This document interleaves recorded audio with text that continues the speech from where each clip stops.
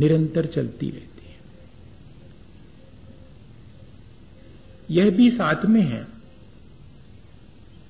कि हमें आप वर्तमान में जो संचित हमने किया है उसमें से कितना भोगना है, हमारे पास पहले से जो संचित है उसमें से कितना भोगना है, ये कहलाता है प्रारब्ध।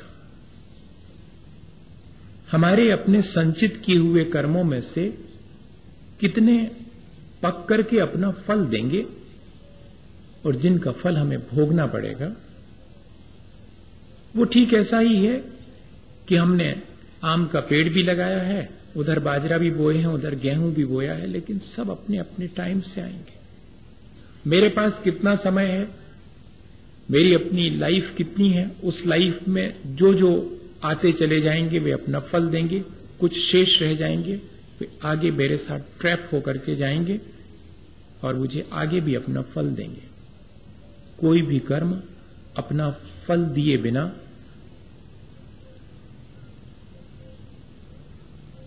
जाता नहीं है, किसी न किसी रूप में देगा पर अपना फल देगा। ये हमारा पुरुषार्थ है जिस पर हम बाद में विचार करेंगे कि हमें उस कर्म के फल के साथ कैसा बिहेवियर करना है। अभी सिर्फ हम ये समझें कि ये कर्म हमारे साथ बंधते कैसे हैं, ये आते कहां से हैं और इनको बुलाता कौन है, और ये हमें फल चखाने की सामर्थ्य कहां से पाते हैं, कौन इनमें हमें फल चखाने की सामर्थ्य डालता है, और ये कितनी देर तक हमारे साथ रहे आते हैं, ये कौन निर्धारित करता है। ये प्रक्रिया हमें थोड़ी सी विचार करने की है। होता इतना ऑटोमेटिकली है कि हम अपनी थोड़ी सी बुद्धि से सबके बारे में सोच नहीं सकते, पर एक प्रक्रिया हमारे सामने अगर रहे कि हां इस तरह होता है, बुलाता कौन है इन कर्मों को, ये आते कहां से हैं, ये कहीं और से नहीं आते, हमारे कर्मों से हम इन्हें बुलाते हैं। हम जो कुछ भी सुबह से शाम तक मन, वाणी और शरीर के द्वारा करते हैं वो एक तरह का बुलावा है इन कर्मों के लिए, और निरंतर मन, वाणी और शरीर से होने वाले कर्म हमारे साथ संस्कार की तरह जुड़ते चले जाते हैं। फिर उसके बाद हम मजबूर हो जाते हैं। अगर किसी व्यक्ति को गाली दे के बात करने की आदत बन जाए तो फिर वो प्यार से बात नहीं कर पाएगा। वो जब भी बात करेगा एक आध उसके मुंह से गाली स्लिप हो जाएगी कह रहा हूं, क्योंकि उसके भीतर वैसा संस्कार बन गया है। तो इन कर्मों को कोई बुलाता नहीं है, इन कर्मों का संस्कार हमने बहुत बहुत पुराना अपने ऊपर डाल रखा है। कहीं पानी बह जाए और फिर सूख जाए और अगली बार पानी गिरे तो वो जो एक लाइन बनी रहती है वहीं से बहता है वो पानी।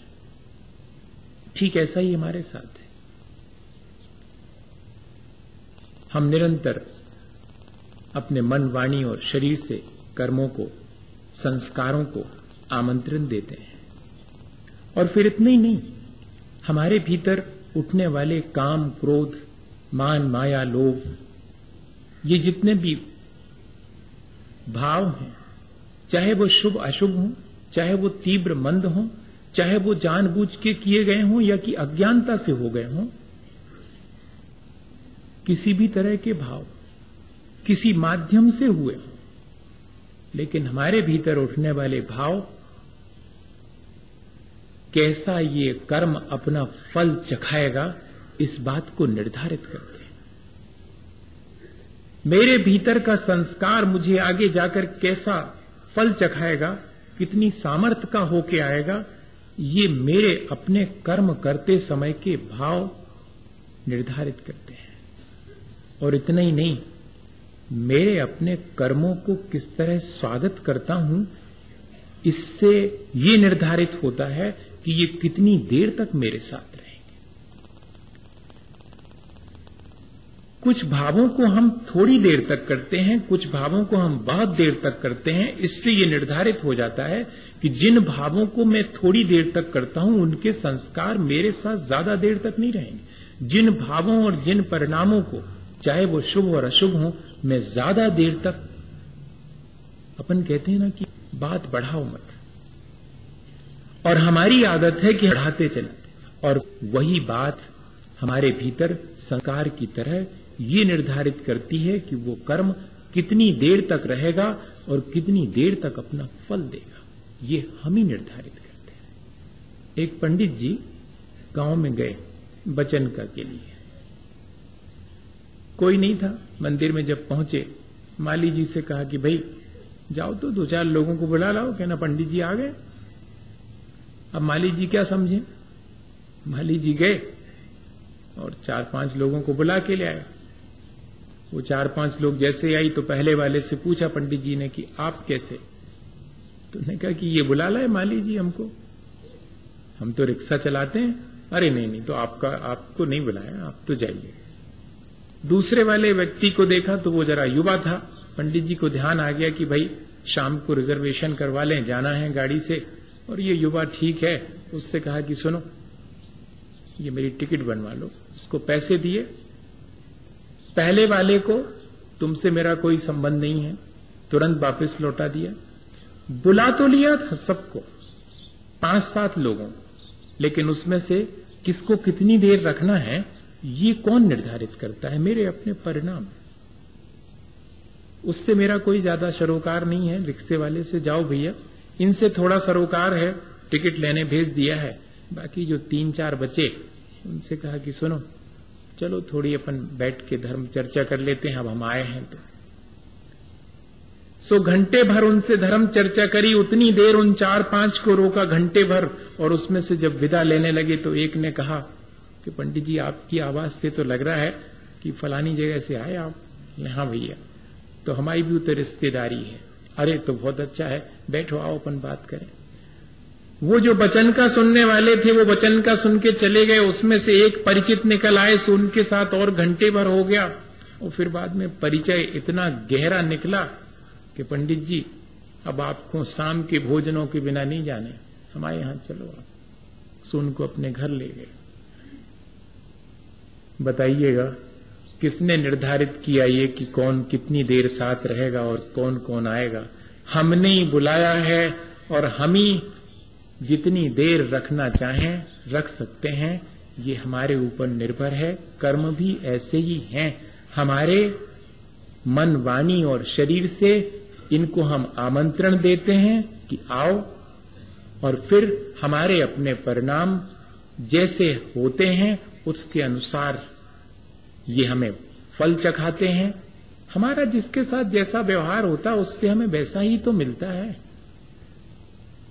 वैसा ही फल हमें चखने में आता है।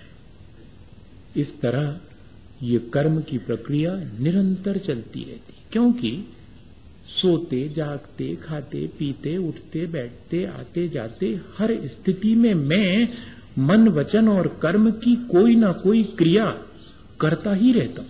सोते समय भी मेरे मन, वाणी और शरीर की सक्रियता बनी रहती है, और इसलिए निरंतर मेरे साथ ये कर्म चलते ही रहते। एक क्षण के लिए मैं कोई भी यहां पर जीव कर्म से मुक्त नहीं हो पाती।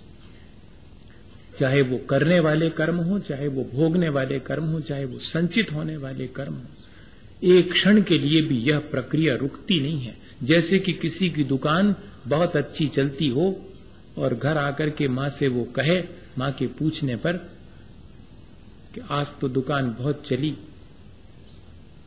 ग्राहकों में उलझे रहे, तो मां कहे कि क्या एक ही ग्राहक में उलझे रहे? कहती नहीं, ग्राहकों का तांता लगा रहा।